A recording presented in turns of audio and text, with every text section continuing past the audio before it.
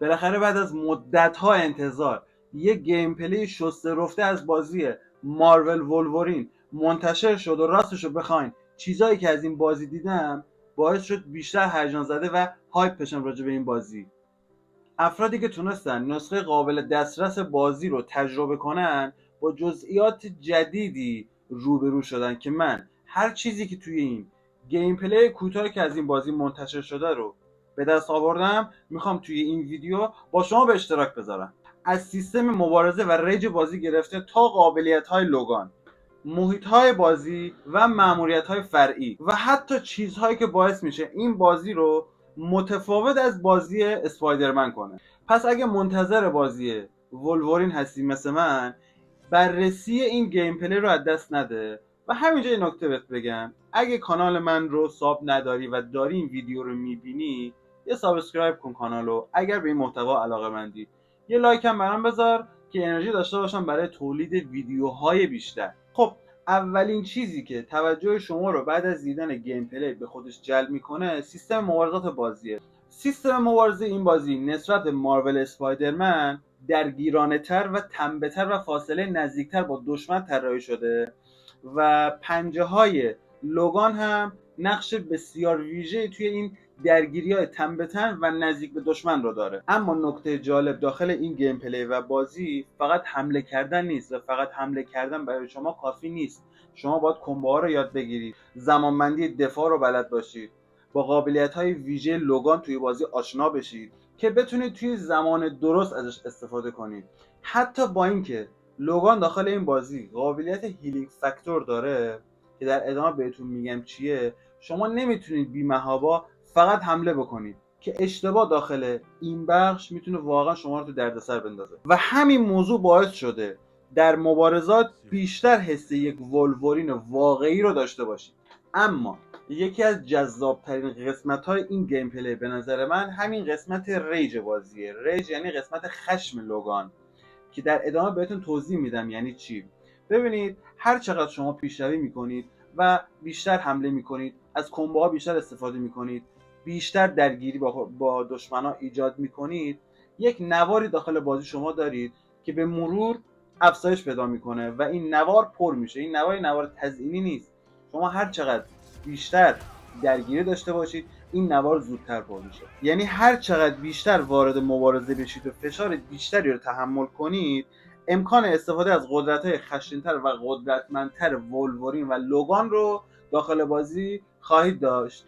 این دقیقاً یکی از تفاوت‌های اصلی وولورین با اسپایدرمن که در واقع اینسامیان سعی کرده شخصیت لوگان رو داخل این بازی به یک مکانیک گیم پلی تبدیل کنه. حالا میرسیم به قسمت هیلینگ فاکتور مارول وولورین که بهتون گفتم در ادامه بهتون توضیح میدم. طبیعتا همه انتظار داریم که لوگان بتونه قسمت‌ها و اعضای بدن آسیب دیده بدن خودش رو ترمیم کنه و این نکته مهمیه که بازی از این ویژگی فقط به عنوان یک قدرت داستانی استفاده نکرده و کل طراحی مبارزه به این موضوع وابسته است. یعنی میتونه آسیب ببینه، زمین بخوره، بلند بشه، درگیر بشه، شکست ناپذیر تا حدودی بشه و اینسامنیاک سعی کرده یک ارتباطی بین دو قسمت ایجاد کنه. یکی این که وولورین شکست ناپذیره و یکی که لوگان میتونه آسیب ببینه و سعی کرده بین این دوتا موضوع یه تعادلی رو برقرار کنه و واقعا این ویژگی باعث شده هم نسبت به بازی اسپایدرمن متفاوت بشه و همین که بتونیم با شخصیت لوگان داخل خود بازی ارتباط بسیار شدیدی بگیرید. میرسیم به قسمت بعدی. چیزی که من از گیم پلی و اطلاعاتی که منتشر شده فهمیدم اینه که محیط بازی داخل یک لوکیشن خاص نیست و تا جایی که دیدم شما 4 قسمت مختلف و ژاپن، کانادا، مکزیک و تاکوبایا. البته مکزیک که بهتون گفتم شهر مدیپوره. مدیپور یک جزیره خیالی داخل دنیای ماروله که لوگان داخل این بازی خیلی توی این قسمت سر و کار داره که داخل همین جایی هم که بهتون گفتم داخل همین جزیره خیالی مدیپور ما یه دونه پرنسس بار داریم. پرنسس بار چیه؟ می‌خواستم جلوتر بهتون بگم که الان بهتون میگم. پرنسس بار جایی که اگه تو کامیک‌های وولورین خونده باشین و دیده باشین لوگان صاحب یک باریه که اسمش پرنسس باره و داخل خود بازی هم ما خیلی با این قسمت سر و کار داریم که ویدیوهاشو الان براتون میذارم که ببینید همزمان با اینکه دارم بهتون توضیح هم میدم که یک بخش اصلی و تعریفی از شخصیت و هویت لوگان هم داخل این بازی به همین قسمت پرنسس بار بستگی داره. حتی پرنسس بار در مدیپور نقش اصلی در معرفی هویت و شخصیت و همچنین گذشته ولورین و نشون دادنش به شما مخاطب و گیمر داره. داستان فقط درباره کتککاری لوگان نیست. چیزی که من از این بازی اینسامنیاک خوشم اومده و منو بهش جذب کرده اینه که اینسامنیاک فقط دنبال ساختن یک بازی اکشن نبوده. داستان خیلی روی خود لوگان تمرکز کرده. شخصیتی خشن و قدرتمند در عین حال با گذشته‌ای بسیار پیچیده که تو این بازی لوگان با بخشای از گذشته خودش روبرو میشه و مسئله هویت و خاطراتش اهمیت بسیار زیادی داره. حتی توی یک قسمت‌های از گیم پلی اصلا خبری از جنگ و مبارزه نیست. شما بیشتر به دنبال آشنا شدن با شخصیت لوگان هستین، با گذشته لوگان هستین، چی شده که این مشکلات ذهنی و روحی روانی واسش پیش اومده و خیلی سعی کرده که شما با شخصیت خود لوگان داخل بازی بتونین ارتباط برقرار کنید. به نظرم همین قسمتی که اینسامنیاک روش کار کرده باعث شده که این بازی خیلی متفاوت تر از مارول اسپایدرمن بشه و خب تا خود بازی منتشر نشه نمیتونم نظر قاطعانه بدم که بگم آره بازی ولورین خیلی بهتر از بازی اسپایدرمنه، چون همونطورم که شما میدونید و پیگیری کردید، منم گفتم تو ویدیو قبلی، بازی مارول ولورین و مارول اسپایدرمن توی یک دنیا، یعنی توی یک ورسه، اما شما هیچ ارتباطی بین ولورین و اسپایدرمن و نشونه‌های از بازی اسپایدرمن رو توی دنیایی که ولورین توش هست نمیبینین. رسیدیم به یکی از قسمت‌های جذاب معرفی این بازی. این بازی یه قسمتی داره به اسم فعالیت‌های جانبی، میشه مراحل جانبی، و یه قسمتی داره به اسم نایتمر دورز که این بخش بیشتر جنبه معرفی هویت لوگان و مشکلات روحی روانی و ذهنیه که از قبل واسه لوگان مونده و داخل این بازی هم ما قراره باش دست و پنجه نرم کنیم.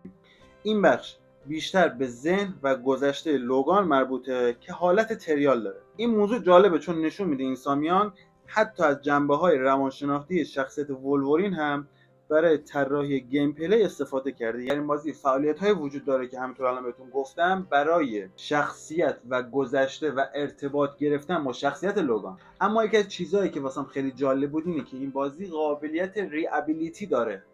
یعنی چی؟ یعنی اینکه اگه بازی رو تموم کردین دوباره میتونین بازی رو با نیو گیم پلاس از همون زمانی که بازی عرضه میشه در اختیار داشته باشید. پس قرار نیست با یه بار بازی کردن و تموم کردن این بازی رو بذارید کنار. حتی یک سری بخش‌های کوتاه هم شده و ویژه به این بازی اضافه میشه با توانایی‌هایی که شما توی بازی استفاده به دست آوردین، مثل لباس، مثل حالا پنجه‌های جدید و ابیلیتی های جدید، فینیشر های جدید، همشون رو دوباره میتونید با قابلیت نیو گیم پلاس در ریابیلیتی داشته باشید. در نهایت چیزی که از گیم پلی و بازی من دیدم، اینسامنیاک فقط یک بازی رو طراحی نکرده که بگه این بازی ولورینه برگرفته از همون کمیکا یا کومیکا و فیلم ها و کارتونایی که ازش ما دیدیم. برای هر قسمت از شخصیت لوگان یه قسمتی رو داخل بازی طراحی کرده. برای خشمش ریج طراحی کرده، برای ترمیم اعضای بدنش هیلینگ فاکتور طراحی کرده، برای ارتباط گرفتن با گذشته سخت لوگان نایتمر دورز طراحی کرده و این چیزی بوده که به نظر من میتونه این بازی رو نسبت به اون یکی بازی معروف این شرکت که میشه اسپایدرمن متفاوت کنه. حالا همه این چیزایی که گفته شد قراره به صورت کامل روز 15 سپتامبر 2026 روی PS5 به صورت انحصاری منتشر بشه. و چیزی که من میخوام بدونم اینه که به نظر شما با توجه به چیزهایی که من گفتم میتونه این بازی رو دست بازی اسپایدرمن بلند بشه، اونم به خصوص قسمت دوش که البته صفحه رفت. آره نظرتون رو حتما واسم کامنت کنید. من علی کاپیتانم، امیدوارم از این ویدیو خوشتون اومده باشه و اطلاعات مفیدی رو تونسته باشم با شما در میون بذارم. یه لایکت میتونه کلی بهم انگیزه بده واسه تولید محتوای بیشتر و با کیفیت تر. و تا ویدیو بعدی مراقب خودت باش.